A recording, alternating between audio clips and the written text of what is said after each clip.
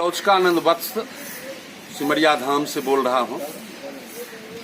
सिमरिया धाम का कई महत्व है, किंतु सबसे प्रधान महत्व जो है, आप यहाँ से मंदार हिल देख रहे हैं ना। मंदार हिल जब समुद्र मंथन हुआ था तो ये मिथिला है, मिथिलांचल है। तो जब समुद्र मंथन हुआ उसके बाद ये मिथिला बना, मिथि मंथन, उसके बाद मिथिला बना, नहीं तो समुद्र था। तो यही बहुत बड़ा रेडियस में समुद्र था। समुद्र मंथन हुआ, उसका सबूत अभी तक बांका जिला में रखा हुआ है। मंदार हिल, उसमें बासुकी नाग को बनाया गया था, बासुकी नाग का रज्जू बनाया गया था, रस्सी बनाया गया था। अभी भी जाकर आप मंदार हिल पर चढ़ेंगे तो देखेंगे बासुकी नाग का छाप उसमें लगा हुआ है। और जब राक्षस लोग और देवता लोग समुद्र मंथन कर रहे थे तो बारी बारी से 14 रत्न निकला, किंतु जब अमृत निकला, देवता और राक्षस में कंप्रोमाइज था कि जो भी निकलेगा आधा आधा बांट लेंगे, किंतु वहाँ छल कपट भी कुछ था।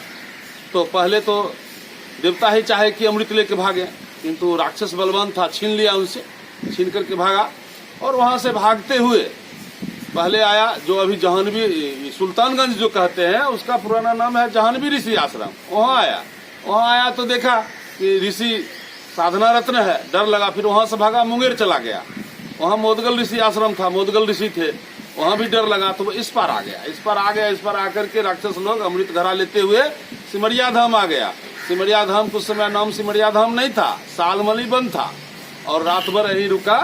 देवता लोग उस पार चले गए, जो अभी मोकामा में परशुराम आश्रम है, उस जगह जंगल था, चले गए और प्लान बनाए।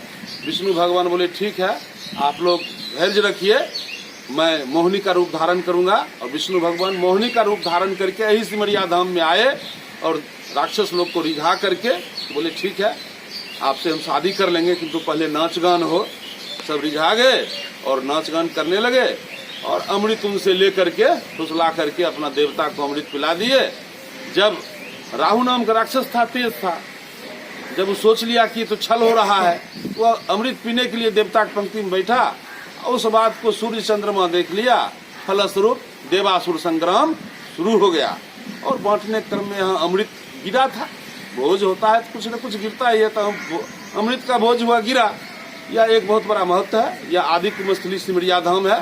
प्रथम अमृत कलश यहाँ रखा गया, उसके बाद यहाँ से देवासुर संग्राम हुआ तो अमृत कलश लेकर के फिर देवताओं के राजा इंद्र थे, उनका बेटा जयंत लेकर यहाँ से भागा और प्रयाग, उज्जैन, नासिक वगैरह जगह जाकर के और स्वर्गलोक में रखे। सिमरिया धाम का यही बहुत बड़ा महत्व है। और उत्तरवाहिनी गंगा है यहाँ। रामचंद्र जी का विवाह हुआ था, वो भी इसी घाट से पार किए थे। सीता माँ यहाँ रोने लगी थी। रामचंद्र भगवान पूछे, भाई तब तुम जनकपुर में नहीं रोया, यहाँ काहे रो रही है? बोला, अभी तक तो मैं मिथिला में था, अपना घर में था, अब मैं इस पार मगध जा रहा हूँ, इसलिए हमको रोना आ रहा है। इसी प्रकार से सिमरिया धाम का अनेकों महत्व है, मैंने आपको संक्षेप में बताया। और एक बार जरूर लोगों को सिमरिया धाम में आकर उत्तरवाहिनी गंगा में स्नान करना चाहिए। यहाँ मोक्ष की प्राप्ति होती है, सद्गति मिलती है। जय माँ कामाख्या, जय सिमरिया धाम, जय गुरुदेव।